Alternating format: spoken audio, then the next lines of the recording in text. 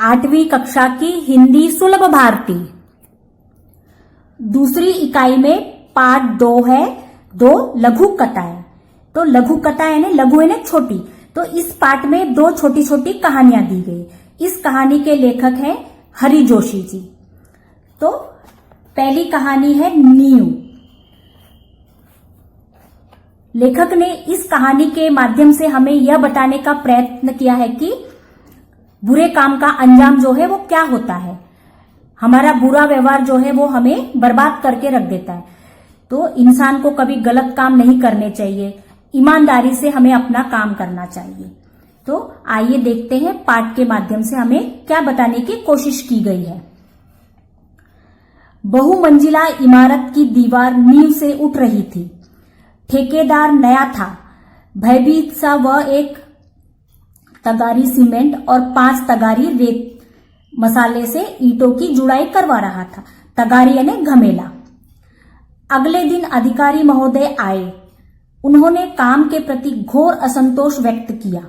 महोदय बोले, ऐसा काम करना हो तो कहीं और जाइए। तो यहां बताया गया है कि एक बहुमंजिला इमारत बन रही थी, तो उस काम के लिए एक नया ठेकेदार आया हुआ था। वो बड़े ही अपनी ईमानदारी से अपना काम कर रहा था। उसने 1 घमेला सीमेंट लिया और 5 घमेले रेती का मसाला लिया और काम करवा रहा था। तो बड़े अधिकारी साहब आए, उन्होंने उसके काम को देखा और उसे डांटने लग गए कि ऐसा काम करना है तो कहीं और जाके करो। अगले दिन सशंकित नए ठेकेदार ने 1 तगारी सीमेंट और 3 तगारी रेत के मसाले से ईंटों की जुड़ाई की। संबंधित अधिकारी आए। उन्होंने नींव की दीवार पर एक निगाह डाली, निगाह यानी नजर, और गर्म हो गए। तो गर्म यानी बहुत गुस्सा। इस बार ठेकेदार को अंतिम चेतावनी दी, यदि कल तक काम में पर्याप्त सुधार नहीं किया गया तो काम बंद करवा दिया जाएगा। तो अगले दिन ठेकेदार जो है वो डरता हुआ आया फिर से, क्योंकि वो नया नया था तो थोड़ा डर रहा था। तो उसने अब क्या किया, 1 घमेला सीमेंट लिया और 3 घमेले रेती का मिक्सचर लेके अपना काम करवा रहा था। तो अधिकारी साहब फिर से आए। उन्होंने उसके काम को देखा और उसके ऊपर बहुत गुस्सा हो गए कि अगर तुम्हें ऐसा ही काम करना है तो कल से काम बंद कर दो, करके उसे डांटने लगे। जब नए ठेकेदार की समझ में बात नहीं आई तो उसने एक अनुभवी ठेकेदार से इस समस्या पर उसकी सलाह चाही। अनुभवी ठेकेदार ने बताया कि ये महोदय रिश्वत चाहते हैं, इसीलिए काम में कमी बता रहे हैं। नया ठेकेदार ईमानदार था, वह रिश्वत देने लेने को अपराध समझता था। उसने भ्रष्ट अधिकारी को पाठ पढ़ाने का निश्चय कर लिया।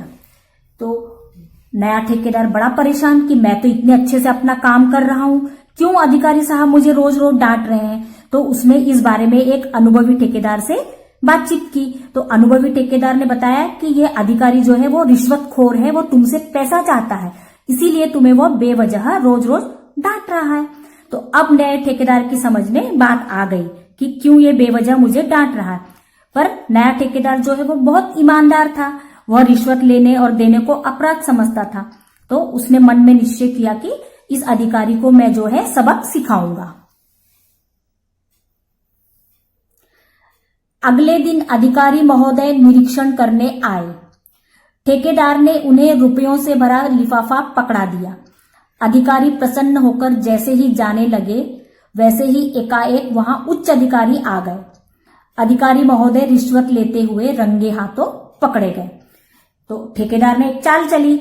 अगले दिन जब अधिकारी उससे का काम देखने आया तो उन्होंने चुपचाप एक पैसों से भरा हुआ लिफाफा अधिकारी के हाथ में दे दिया और अधिकारी बड़ा खुश। वो यही तो चाहता था ना, रिश्वत, उसे तो पैसे चाहिए थी, वो बेईमान था क्योंकि। परंतु वो जैसे ही लिफाफा लेके जाने लगा तो वहां पर उच्च अधिकारी साहब आ गए और उन्होंने उसे रंगे हाथों पैसे लेते हुए पकड़ लिया। वस्तुतः रात में ही ईमानदार ठेकेदार ने अधिकारी महोदय के खिलाफ उच्च अधिकारी के पास शिकायत कर दी थी। उच्च अधिकारी ईमानदार थे। उन्होंने कहा, कुछ एक भ्रष्ट अधिकारियों के कारण ही पूरा प्रशासन बदनाम होता है। उन्होंने भ्रष्ट अधिकारी को दंड दिलवाने का निर्णय ले लिया। सच ही कहा है, बुरे काम का बुरा नतीजा। ठेकेदार और उच्च अधिकारी की ईमानदारी का समाचार चारों तरफ फैल गया। उनका सार्वजनिक समारोह में सम्मान किया गया। तो इस पंक्ति में कहा गया है कि ठेकेदार ने रात में ही बड़े अधिकारी के पास उस अधिकारी की शिकायत कर दी थी और उच्च अधिकारी भी ईमानदार थे, तो दोनों ने मिलकर उस बेईमान अधिकारी को दंड दिलवाने का फैसला किया। तो लेखक ने यही कहा है कि बुरे काम का अंजाम जो है वो बुरा ही होता है, और ठेकेदार और उच्च अधिकारी की ईमानदारी की सब तरफ जय जयकार होने लगी। उनका सार्वजनिक समारोह में सम्मान भी किया गया। तो लेखक यही बताना चाहते हैं कि ईमानदारी की सदैव जय जयकार होती है और बेईमान लोगों को दंड मिलता है। तो इसीलिए हमें अपना काम जो है वो बड़े ही ईमानदारी के साथ करना चाहिए, बड़ी निष्ठा के साथ। कभी भी हमें बेईमानी नहीं करनी चाहिए, ना ही रिश्वत लेना चाहिए। ये सब बुरी आदतें हमें बर्बाद कर देती है। तो ये हो गई एक कहानी नींव। अब इसके अगले भाग में हम इसकी दूसरी कहानी देखेंगे। दो लघु कथाएं कहानी में। अब दूसरी कहानी देखते हैं, जीभ का वर्चस्व। वर्चस्व यानी श्रेष्ठता, तो जीभ की श्रेष्ठता। तो इस कहानी में लेखक हरि जोशी जी ने बताने का प्रयत्न किया है कि घमंड और विनम्रता में क्या फर्क होता है। घमंडी का सिर जो है वो हमेशा नीचा होता है और ईमानदारी का जो है हमेशा बोलबाला रहता है। तो देखते हैं पाठ में क्या कहा गया है। इस पाठ में लेखक ने दांतों और जीभ के वार्तालाप के द्वारा हमें विनम्रता के महत्वता को समझाया है।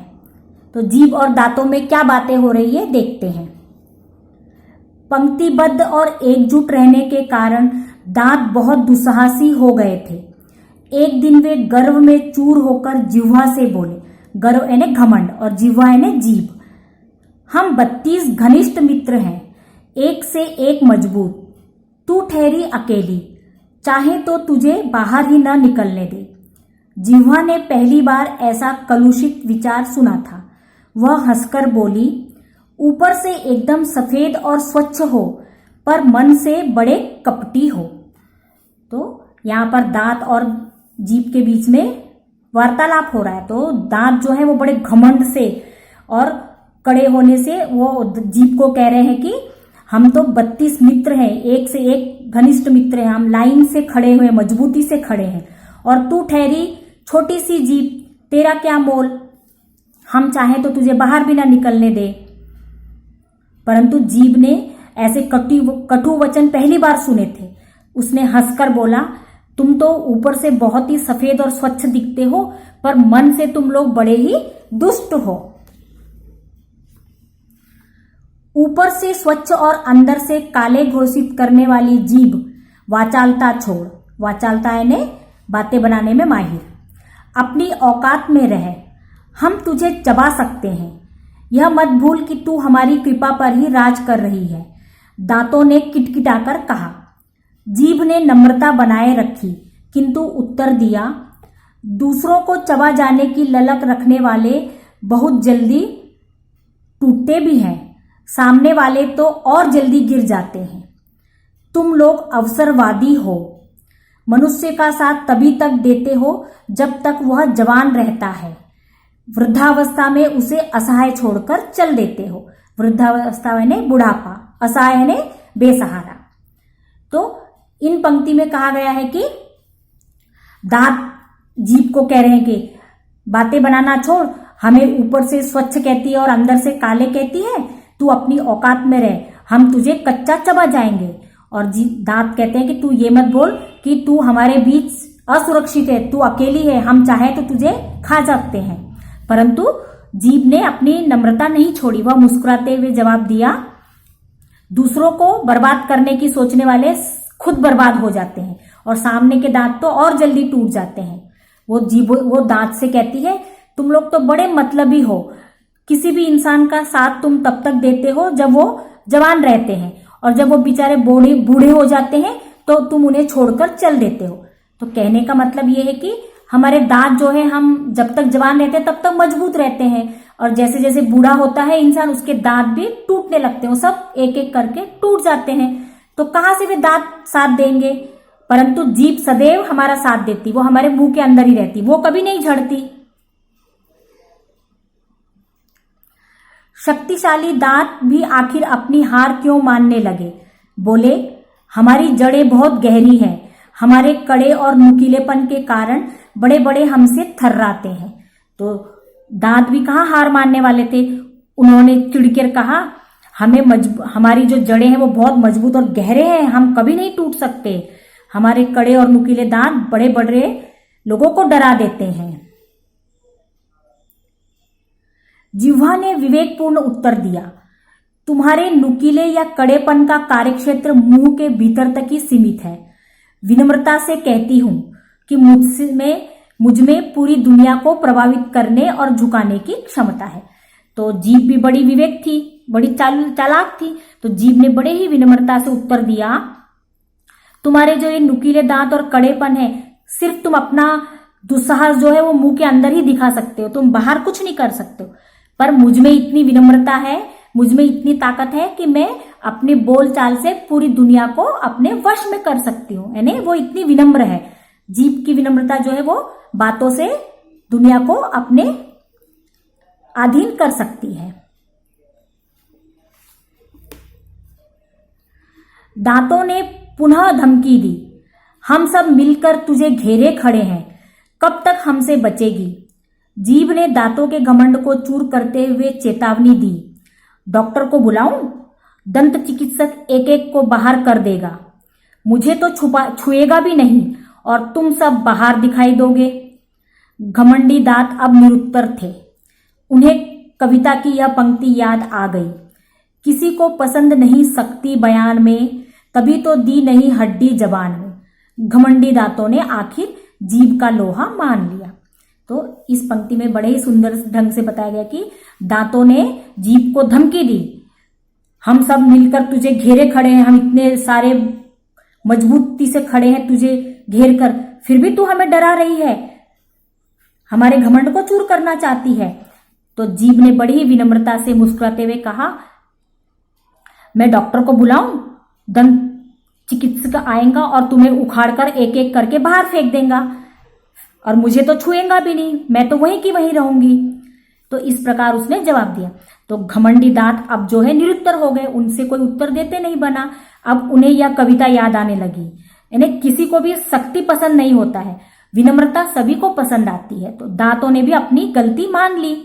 उन्हें समझ में आ गया कि सिर्फ कठोर होने से कुछ नहीं होता है, विनम्रता की ही विजय होती है। तो इस प्रकार दांत और जीभ के बीच का वार्तालाप हमें बताया गया है कि विनम्रता की सदैव जीत होती है, इसीलिए हमें अपने व्यवहार में विनम्रता लानी चाहिए। तो ये हो गया दूसरा पार्ट। अब इसके आगे के भाग में हम देखेंगे दोनों कहानियों के प्रश्न उत्तर।